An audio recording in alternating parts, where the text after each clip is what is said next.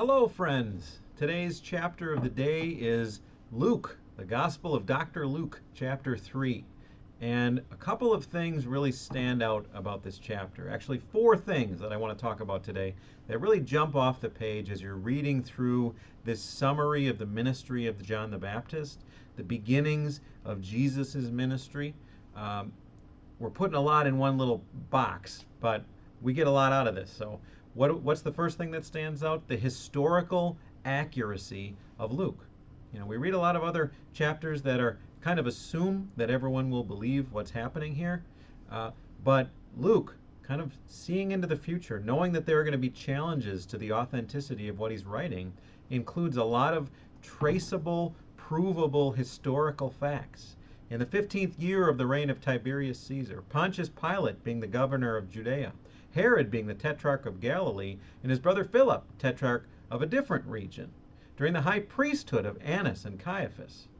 All of this historical setting that can give us a historical place in time, AD 27 to AD 29. One of those 27, 28, or 29. One of those 3 years is when we're talking about. And this is when the Word of God came to John the Baptist. So historical accuracy, the ability to validate what you're reading. Then, second thing that stands out, the foretelling of John the Baptist. A lot of times we look back to Isaiah, which we were just reading, or some of these other prophets, and assume everything is pointing to one specific person, the person of Jesus. And it is, but a lot of times it'll go through other people. We see John the Baptist foretold. We see Joseph of Arimathea foretold in the ways that they intersect with the Messiah. So seeing that John the Baptist was so important that he was foretold in the Old Testament. And that's why it was such a big deal about identifying who he was as this chapter rolls on. Third thing that stands out, the ministry style of John the Baptist as we compare it to what we usually see today. Well, how does he start? People come out to see him. They see something amazing is happening. They come out to see him and hear what he has to say. And what does he tell them? He said, therefore, to the crowds that came out to be baptized by him. So here are the people, the Jews, who came out to be baptized with him, which was not a Jewish thing to do. You brood of vipers, who warned you to flee from the wrath to come? What? What a weird way to start off a conversation with some people that are looking for truth. And how do we know he was talking to Jews? Because the next verse he says, and do not begin to say to yourselves, we have Abraham as our father.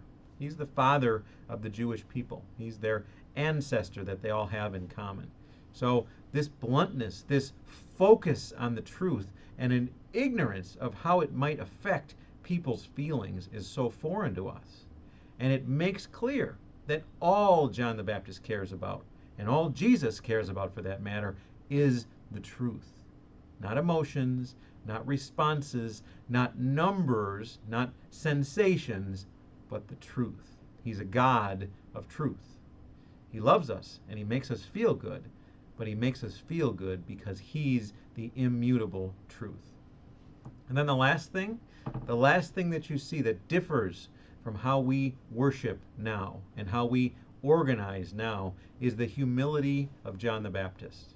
Here all these people come to him, and they are so amazed with what they're seeing that they think he's the Christ. And not only does he tell them he's not the Christ, he tells them, I don't hold a candle to the Christ. I'm not worthy to untie the strap of his sandal. Now, how often do we see religious leaders in our time that bring a lot of people and get everyone excited about them personally and end up just pointing people to themselves and not anywhere else, and certainly not demonstrating the kind of humility you see from John the Baptist?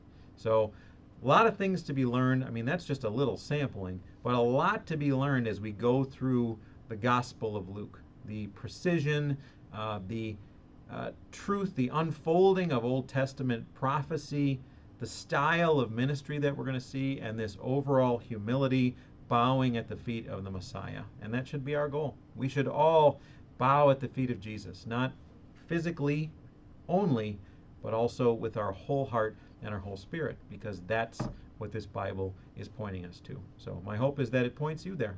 God bless you all.